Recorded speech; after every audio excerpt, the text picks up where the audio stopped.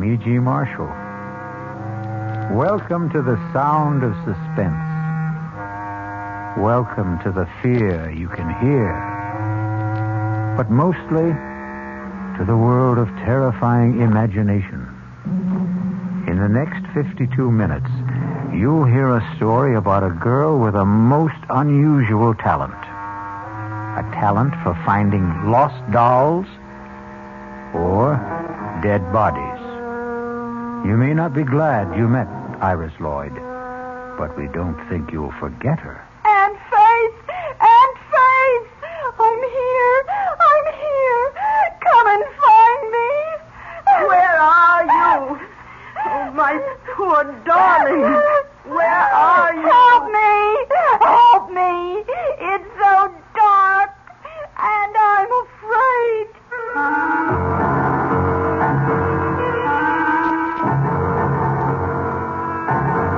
Our mystery drama, The Girl Who Found Things, was written especially for the Mystery Theater by Henry Slesser and stars Norman Rose. It is sponsored in part by the Kellogg Company, makers of Kellogg's Special K cereal, and by Anheuser-Busch Incorporated, brewers of Budweiser. I'll be back shortly with Act One.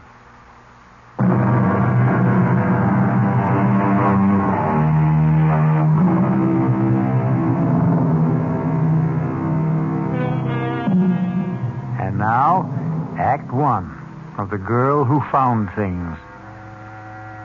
It begins serenely enough in the pleasant little town of Medvale, but with a woman who is preparing to leave it just as soon as her taxi arrives. Come in, Lucas. The door's open. Oh, for heaven's sakes, that man's dead. Oh, evening, Miss Wheeler. I hope I'm not too early. No, I'm all packed. You can take that trunk in the hallway first. Then I've got a few small suitcases, but they can go on the back seat with me. Yes, ma'am. That all you're taking to Europe? I sent the rest ahead to the ship. Well, go on, Lucas. Start loading that taxi. Yes, ma'am. Yeah, I was just wondering if there was something you wanted me to do in the house for closing it up, you know. It's all been done, Lucas. You sure you turned off the gas, electricity? How about the fireplace? I see you had a fire this morning. Are you sure it's good and cold? Oh, I suppose you could check it again just in case. Better safe than sorry, they say. Seems to me you've got a couple of embers burning there. Maybe I could put them out with a shovel. Please hurry, Lucas. Yes, ma'am. I'm going about this as fast as I can. You see, this isn't easy for me. What isn't? Lucas, for heaven's sakes, put the shovel back. You're tracking ashes all over the floor. Please, turn around, Miss Wheeler. Don't look at me. Lucas, are you crazy? I can't do this if you're looking at me. Lucas, put that down! I'm sorry, Miss Wheeler.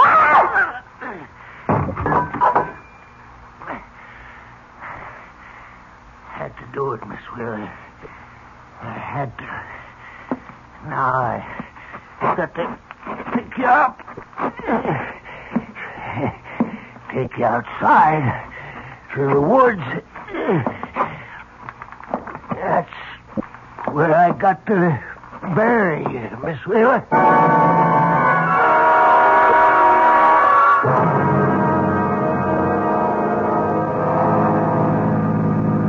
How much farther, David? We've been driving for hours. Almost there, darling. Just relax. Tell me more about your Aunt Faith. I don't really feel prepared to meet her. No one's ever fully prepared for Aunt Faith. I warn you that she's something of a character. Just waiting to be discovered by Monthly Digest. Anyway, after my mother died, she became less auntie and more motherly. That's why she was so upset when I got married and failed to do my filial duty. By bringing your bride home for approval. Something like that. I suppose she's going to resent me for being 2 years too late. So take my word for it. She'll be crazy about you. But remember what I said. She's an old gypsy. Don't be surprised if she drags out a crystal ball and starts predicting your future. Speaking of which, there's our future for the next few months straight ahead of us. The old homestead. David, is that you? It's us, Aunt Faith. Oh, David, my handsome boy. Hello, Auntie. Oh, I'm so glad to see you. It's wonderful seeing you. Aunt Faith, meet Rowena. Well, and it's about time. Hello, Mrs. Demarest. Nice to meet you at last. Oh, David, she's beautiful. Well, come inside. Come in. I've got a fire going. Let me take your coat, my dear. Oh, what a lovely fur. What is it, mink? Sable. I told Rowena she ought to wear the label on the outside so that people... Oh, well, I didn't know that you had company, Auntie. Oh, yes. David, this is Lieutenant Reese. Lieutenant, this is my nephew, David Wheeler, and his wife, Rowena. Ah, Lieutenant. That isn't a military title, is it? No, sir. I'm with the police. Oh, of course. Well, how do you do? I'm sorry we have to meet this way, but then I always seem to meet people when they're in trouble. Of course, I've known Mrs. Demarest for some time. Well, Lieutenant Reese has been a wonderful help with my charity work, David. And he's been such a comfort since this awful thing happened. Yes. Oh, well, it's been years since I was in this room. I'd appreciate it if you and I could have a word alone. Oh? Oh, Rowena, I'll tell you what. Why don't you and I go upstairs and I'll show you your room? Yes, that would be fine. I can even show you the room where David was born and his old nursery. Well, how long's it been since you left Medvale, Mr. Wheeler? Oh, maybe 10 years. I've been back here on visits, of course. Once when my father died 4 years ago. As you know, our family business is down south. Yes, I know. You and your sister... My half-sister. Yes, you and your half-sister, Geraldine. You were the only proprietors of the mill, weren't you? Mm-hmm, that's right. But you did most of the managing, I gather. When your parents died, Miss Wheeler kept the estate and you went to Virginia to manage the mill. That's how it was, right? That's how it was. Successfully, would you say? Lieutenant, I'm going to save you a great deal of time. Geraldine and I didn't get along. We saw as little of each other as we both could arrange, and that was very little. Thank you for being frank. I can even guess your next question, Lieutenant. You'd like to know when I saw Geraldine last. When did you? 3 months ago in Virginia, on her semi-annual visit to the mill. But you were in Medvale after that, weren't you? Well, yes, I came up to see Geraldine in March on a business matter. As my aunt may have told you, Geraldine refused to see me. What sort of business matter was it? I wanted Geraldine to approve a bank loan I wished to make to purchase new equipment. She was against it, wouldn't even discuss it. So I went home. And you never saw her again? Never. And in case you're wondering, Lieutenant, I have no idea where she is. No idea at all.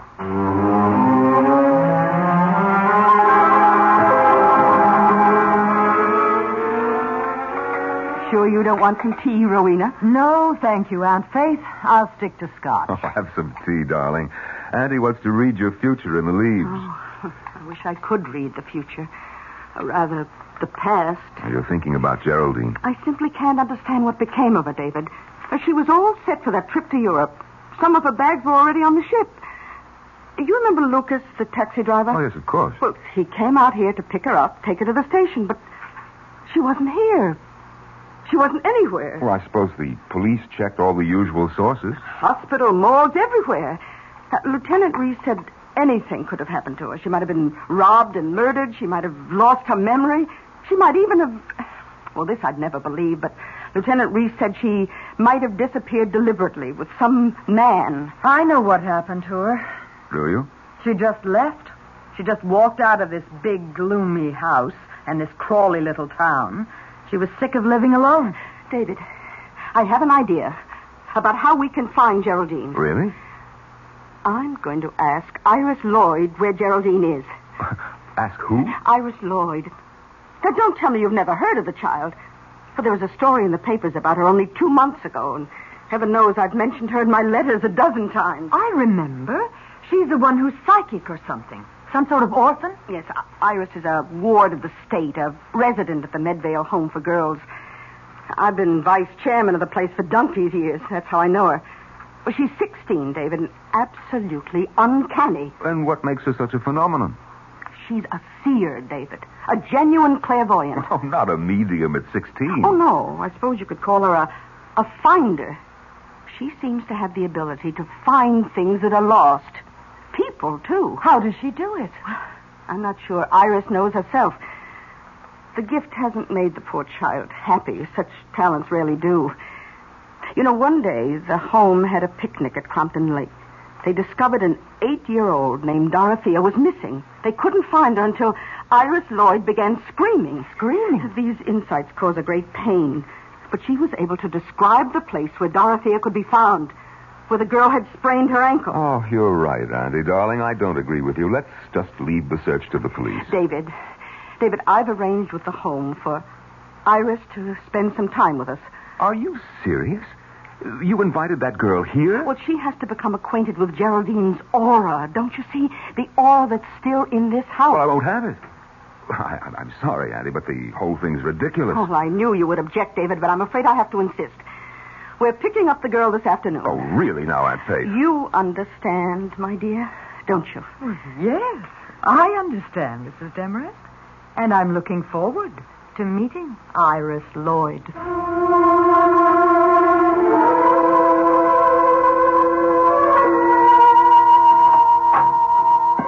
Please come in, Mrs. Demarest.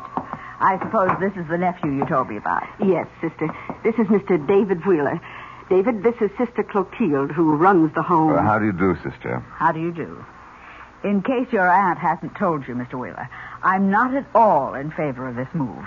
I think it's wrong to encourage Iris in this delusion of hers. Well, then you and I agree with each other, sister. Oh, it's not a delusion, Sister Clotilde. It's a gift from God. She's undisciplined. You might even say wild. But you are letting us have her, sister. She can come home with us. Did you think my poor objections carry any weight, Mrs. Demarest? One moment. Sister Pauline, would you send Iris Lloyd in now?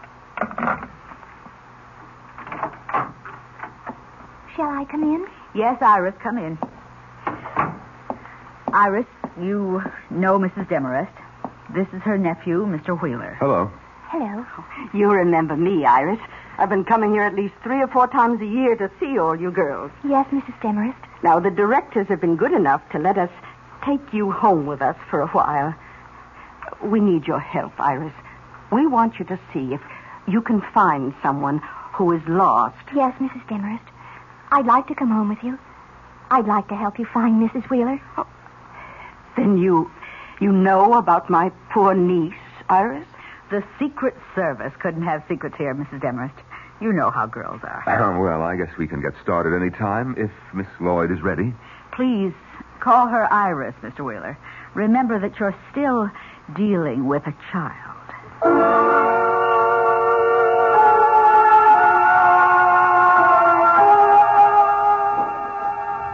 Iris, I hope you'll enjoy staying with us. I have a lovely room for you. I'm sure you'll like it. You know what I'd really like? What's that? A cigarette. What, Iris? Oh, don't tell me you smoke, Iris. Only when I can get away with it. Well, you're not getting away with it now, for heaven's sake. Oh, never mind, never mind.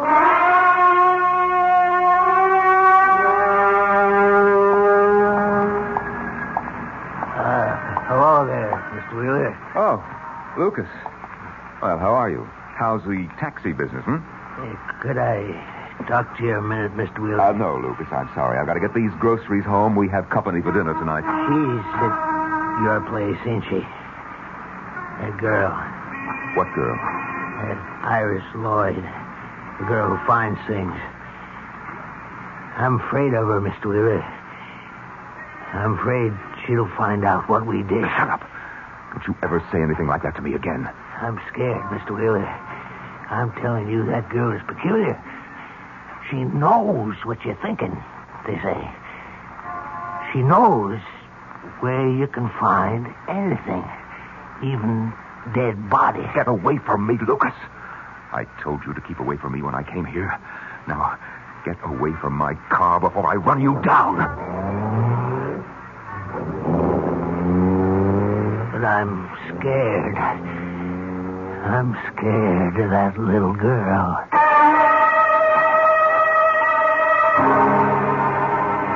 Lucas, the taxi driver, Lucas, the murderer, is scared. But David Wheeler seems to be frightened, too. And maybe we'll learn if the fright is justified when we return shortly with Act 2.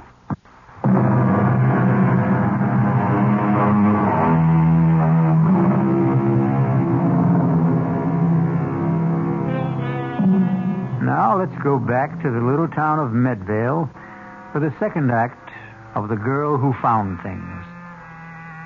David Wheeler has just returned from his shopping trip, but he finds things are different in the big house at the end of the road. What happened here, Rowena? This room looks like a cyclone hit it. It was Hurricane Iris. What are you talking about? Aunt Faith caught her sweet little orphan Annie in here smoking one of my cigarettes. I didn't hear the whole argument, but I'll tell you one thing. That girl has the vocabulary of a longshoreman. Well, maybe that'll knock some sense into Aunt Faith. Iris started throwing things, and that's when Aunt Faith went upstairs to lie down. I'll go see her. Tell her to take her psychic delinquent back where she came from. I wouldn't bother her now. She's not feeling well. Well, I'll see the little monster then. Where is she? Next door to us, in Geraldine's room. Iris? Iris, it's Mr. Wheeler. May I come in? Hello, handsome. Auntie says you went shopping. What have you been up to, Iris? Now, my aunt isn't a well woman, and we won't put up with any bad behavior. Now, what happened downstairs? Nothing. I found a button ashtray and took a couple of drags. You'd think I was committing a mortal sin the way she yelled at me. I heard you did some fancy yelling yourself. Is that what the sisters taught you at the home? They didn't teach me anything worthwhile. Well, maybe you need more instruction. Maybe you better get back there as soon as possible. Oh, Mr. Wheeler, please. Oh, I'm awfully sorry. I didn't mean to do anything wrong. I didn't. Oh, please don't send me back. No, wait. Oh, please. Now, wait a minute now. Oh, please don't do it. Oh, don't. What's going on? Oh, Mrs. Demarest, I'm so sorry. I don't know what came over me. It was the devil. I'm sure it was the devil. Trying to take my body into... Oh, there, Iris. It's all right, dear. I know you didn't mean what you said. No, it's a gift that makes you this way. And don't worry about what I asked you to do. You take your time about Geraldine. Take as long as you like. Oh, but I want to help. I really do, Aunt Faith. Now, wait a minute, Auntie. You're not going to fall for this... Oh, listen. Listen. Do you know something? I can feel your niece in this house, Aunt Faith. I really can. I can feel her in this room, whispering to me, trying to tell me where she is. Can you, Iris? Can you really? For heaven's sake, Auntie, can't you see that I can. I can feel her everywhere. I can almost touch Miss Wheeler. Oh, is this her closet? These are her clothes. Oh, they're so beautiful. She must have looked beautiful in them. Has Iris ever seen a photo of Geraldine? Oh, look at this one. It's all gold. All shiny gold. And it's so long. Was she very tall? It's an evening gown, Iris. Oh, I can sense her in this gown. I can. I just know I'm going to be able to find her for you, Aunt Faith. I know it. Yes. Yes, I believe that too, my child.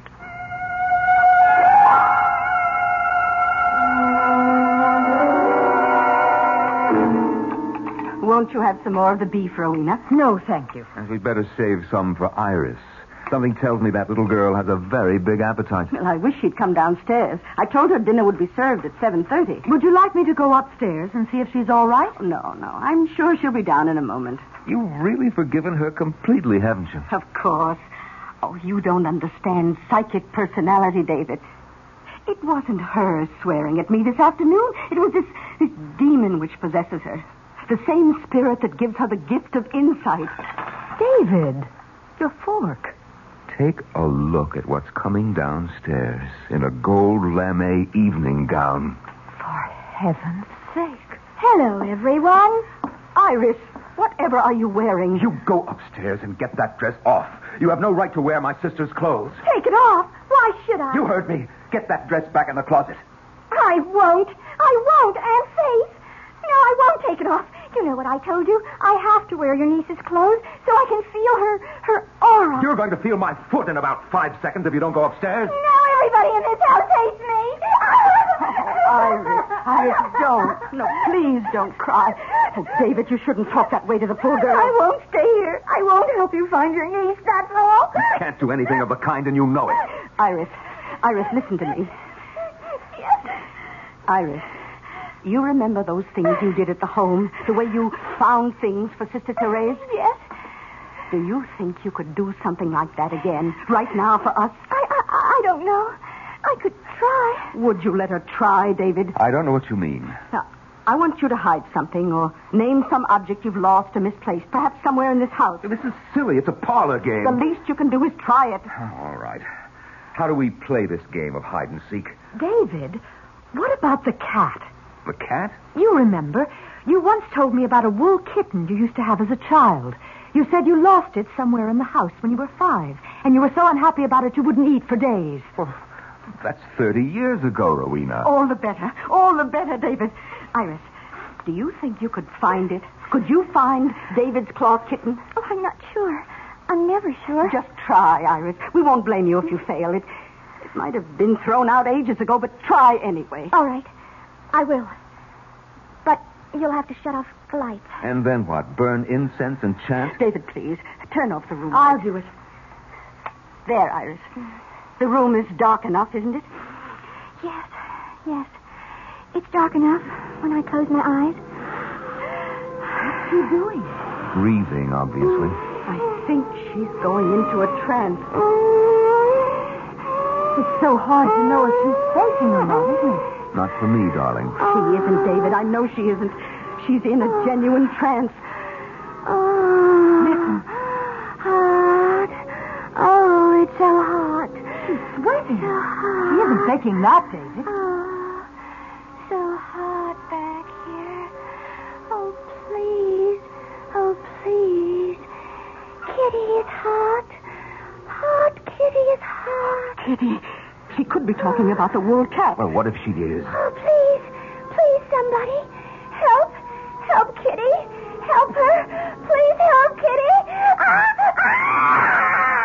Dear heavens, the girl is in pain. It's an act, I tell you. Hot.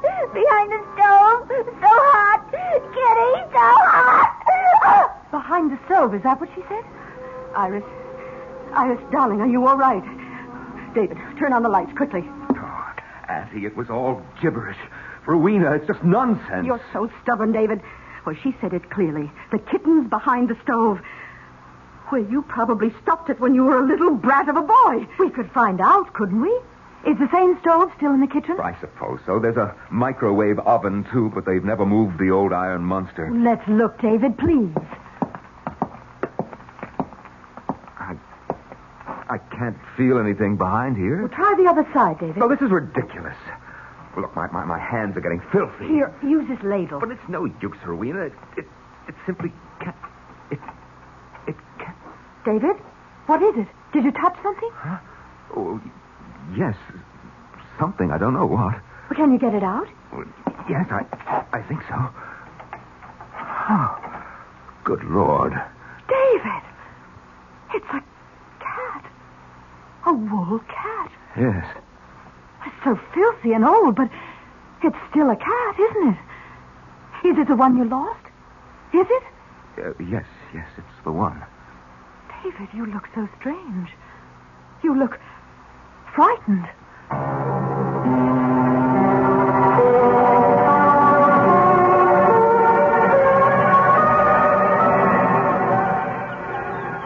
What are you doing here? Iris, having a picnic all by yourself? I just thought I'd lie on the grass for a while. What are you doing with the daisy? Loves me? Loves me not? Want to finish it off for me, Uncle David? Cut out the Uncle David stuff. I'll finish it for you then. She loves me. She loves me not. She loves me. She loves me not. Too bad, Uncle David. She just doesn't love you. Who? Your wife, of course. Who else? Bye now. Iris, wait. Yes? Look, I want to talk to you a minute. Really? Iris, What's the story with you? You've been here over a week and you haven't done anything about... Well, you know what? This is just a great big picnic for you, isn't it? What if it is? You think I want to go back to the creepy home? It's better here. No uniforms, no 6 a.m. prayers, none of that junk they call food. Also, I like the company. I suppose I should say thank you. There's nothing you can say I don't know already. I'm psychic, remember? What about that, Iris? Is it just some kind of trick? You can tell me. I'll show you if it's a trick. Want me to tell you all about yourself? All right, go ahead. Okay. Your wife hates you. She thinks you're rotten. You weren't even married a year when you started running around with other women. You never went to the mill, not more than once or twice a month. That was how you ran the business. All you knew how to do was spend the money. You little brat. You're not psychic, you're an eavesdropper. Oh, let go of my arm. Your room is right next door. You've been listening. You think I could help hearing you two arguing? No, I guess you couldn't. I'm sorry, Iris. I hope I didn't hurt you. I know a way you can make it up to me. Like this. Go ahead. Now cut that out, will you? Don't you want to kiss me? No, you dumb kid. I'm not a kid. I'm almost 17. You were 16 3 months ago. I'm a woman. But you're not even a man.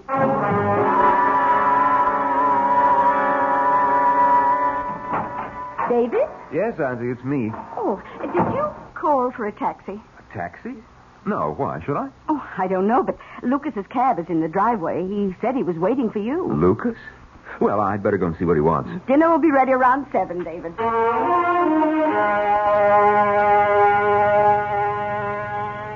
All right, Lucas. What are you doing here? I had to talk to you, Mr. Wheeler. I wanted you to know how it went.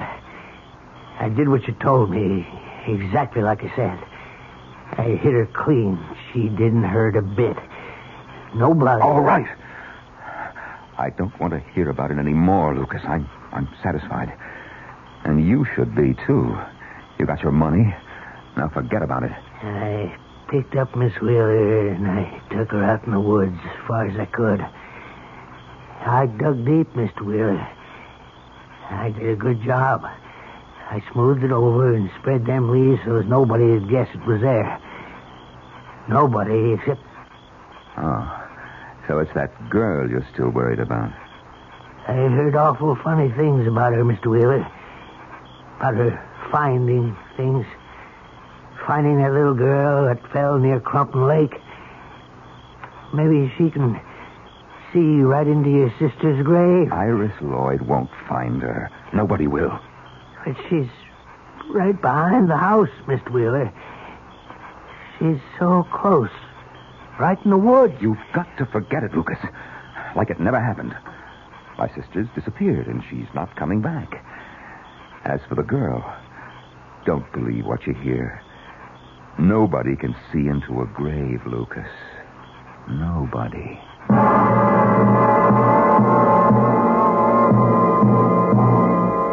Is David Wheeler really as convinced as he sounds?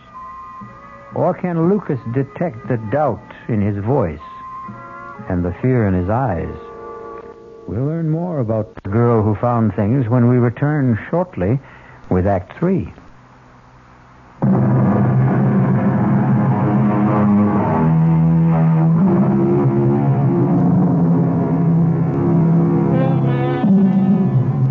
Now let's return to the Wheeler house in the town of Medvale.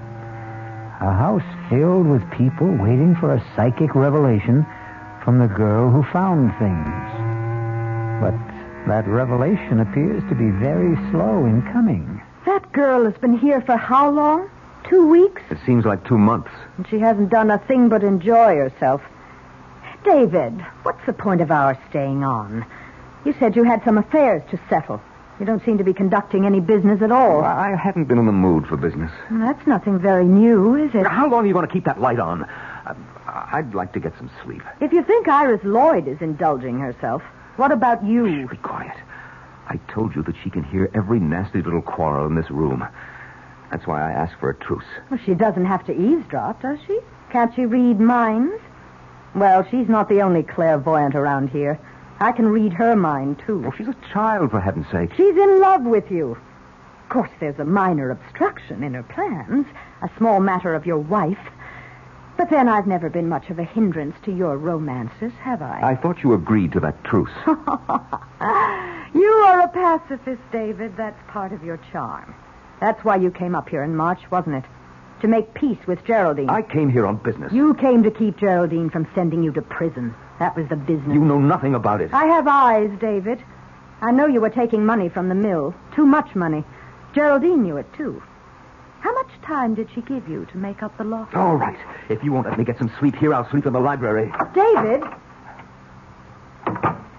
David, is that you? Yes, Aunt Faith. What are you doing up? Oh, I heard a noise. Oh, well, it was me, probably. I was just going down to the library to find a book to read. No, it wasn't you. David, look. What? Oh, it's Iris. Yes, in her nightgown. What's she doing in the front hall, dressed like that? David, she's sleepwalking. What? Look at her eyes. David, we have to follow her. No, let her alone, Annie. You're not supposed to disturb a sleepwalker, are you? I've got to follow her. All right, I'll come with you. David, she's talking to herself. Can you hear her? What did I forget? What did I forget? Did you hear that? Did you hear what she said? Yes, but I don't understand it. Why doesn't the taxi get here? Why doesn't it get here? Taxi. She said something about a taxi, David. Yes, I heard her. Oh, we have to be going to the station. I'm so nervous. I'm always so nervous when I go on a trip. Please get my luggage. My luggage. Oh, dear God, David. She's in a trance. She's talking the way... Oh, what did I forget? Gas, electricity, telephone. The fireplace. Is the fireplace cold? Oh, no! Not the fireplace! Not the fireplace! Oh, what does she mean? I don't know, but... Auntie, I think this is wrong. I think we should get her back to bed. No. Don't touch her, David. Don't. Look. She's heading for the back of the house. Come on. Yes, we've got to follow her. I think she means to go outside. We can't let her do that. Maybe it's important. Maybe it's something to do with Geraldine. Oh, don't be insane. She's just sleepwalking. That's all it is. Iris, wake up. David, don't. You mustn't. You want that girl to catch pneumonia? No! Iris. Don't hit me! Don't! Please! Iris. Put it down! Iris, Don't. wake up! Don't! Oh, David, what have you done?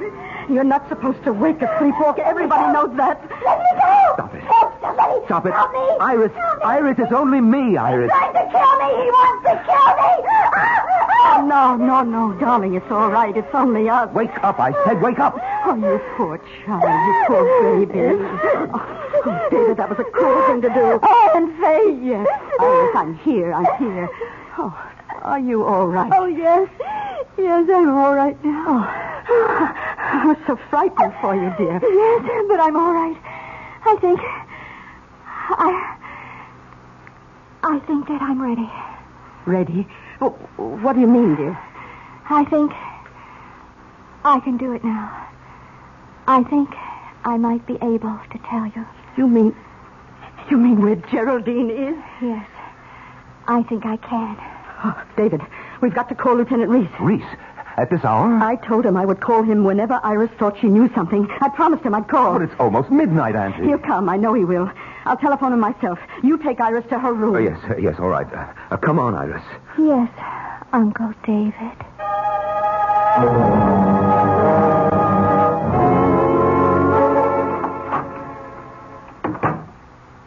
Well, Uncle David, are you scared? What are you talking about? You look scared. Scared of me? Shut up. I thought you would be. The minute you heard that I was ready. I'm sending you back. Iris, you're a fake. Even your sleepwalking act was a fake. Oh, David, you're so cute. You really are. But you know what? I don't have to be ready. I don't have to do anything at all when that policeman gets here. Not if you don't want me to. You don't know what you're talking about. You better kiss me now, David.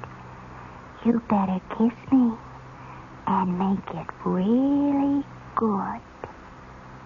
All right. All right, if that's what you want. David! Get out of here! I don't want you in my room. Rowena. You were right about the walls between these rooms, David. You can hear every little thing. I hate you. David hates you, too. Tell her, David. Why don't you tell her? Yes. Why don't you, David? It's the only thing you haven't done so far. David. Yes, Aunt Faith? Oh, I just spoke to Lieutenant Reese. He says he's on his way. What for? Oh, you are ready, Iris, aren't you? You're ready to tell us where Geraldine is. Yes. I'm ready to tell you, Aunt Faith. More than ready.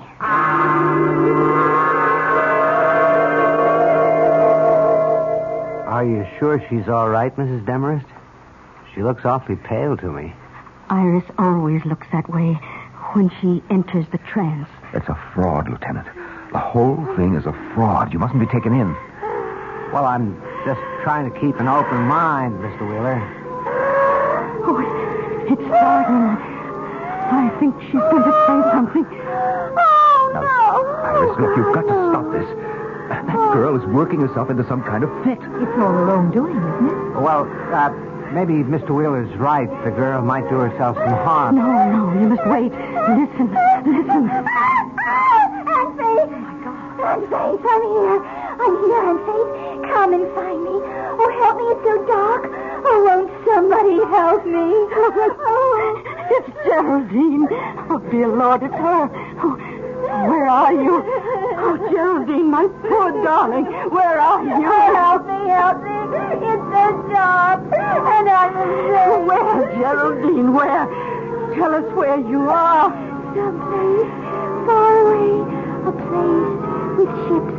The sun is shining. I saw hills and green trees. There are bells ringing in the street. She's out of her head completely. A place with ships, bells ringing in the streets. I see water. A bridge. Trolley cars in the street. Going up and down the hill. San Francisco. I'm sure she means San Francisco. Yes, it sounds like it. Iris, do you mean San Francisco? Is that where Geraldine is? Yes. That's where she is. Well, who knows? It's as good a guess as I've heard. Has Miss Wheeler ever been in San Francisco before? Never. Why would she go there? David? I really wouldn't know. But if that's where Iris says she is, I guess the spirits know what they're talking about. She's waking up. I want to go home. Oh, please, somebody take me home. To Sister Clotilda.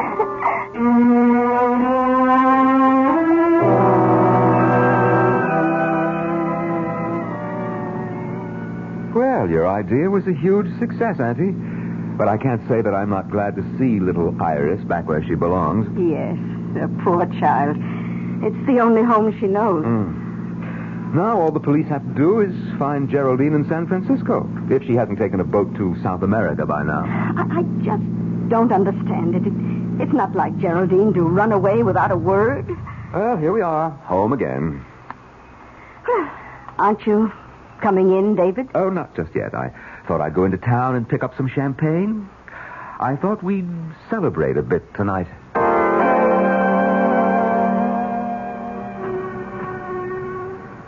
Well, hello, Lucas. How's the taxi business, huh?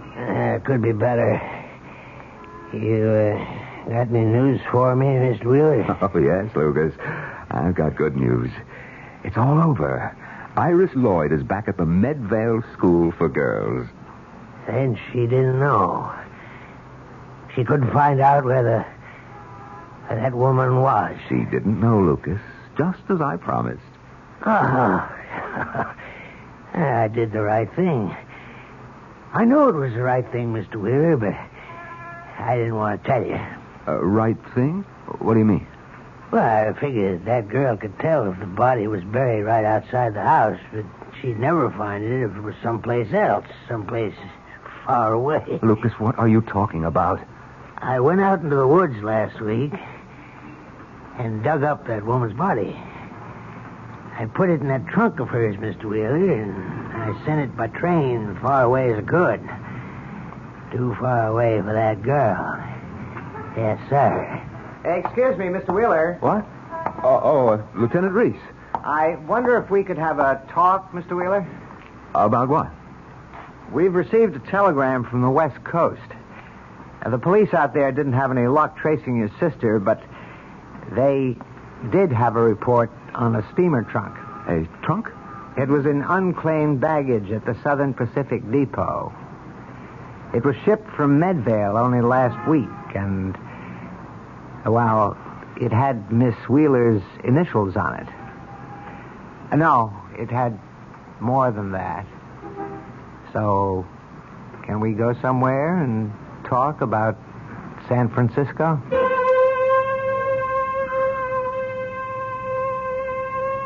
Well, Iris Lloyd is back in her own bed tonight, and her dreams will probably be peaceful. But David Wheeler is in for a nightmare that may last him for the rest of his life. I'll be back shortly.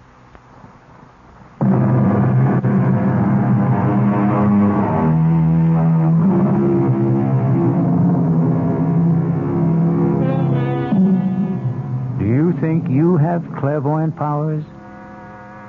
Have you ever had the experience of finding something that everyone else thought was lost? Actually, you've done exactly that. You found the magical world of radio drama. And now that you've made this find, we hope you'll come back for more suspenseful dramas to play inside the theater of your mind. Our cast included Norman Rose, Bryna Rayburn, Robert Dryden, Martha Greenhouse, Barbara Caruso, and Ann Costello. The entire production was under the direction of Himan Brown. Now, a preview of our next tale. All right, Mr. Thompson, I'm a human being, too, and I guess if I got a letter telling me that I was rich, I wouldn't go into mourning. I'd probably go out and celebrate. That's why I wanted to see you, to suggest arranging that happy event without the slightest trouble on your part, without any obligation until you're completely satisfied.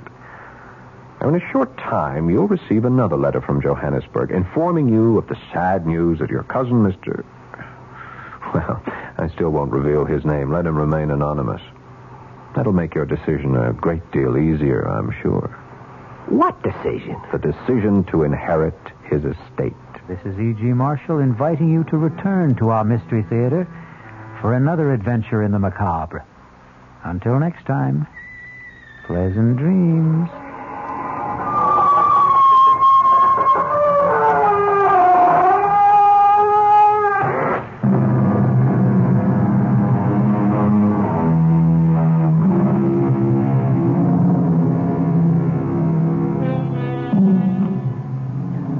The WOR Mystery Theater was brought to you by ShopRite Supermarkets, where you get a lot more for a little less, and by Suburban Savings, with offices throughout North Jersey.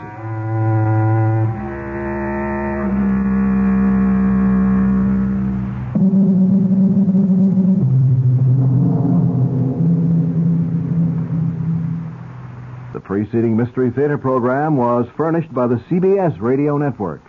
Join us tomorrow night for another Mystery Theater presentation at 5:05, right after the 5 o'clock news. WOR New York, your station for the Mystery Theater.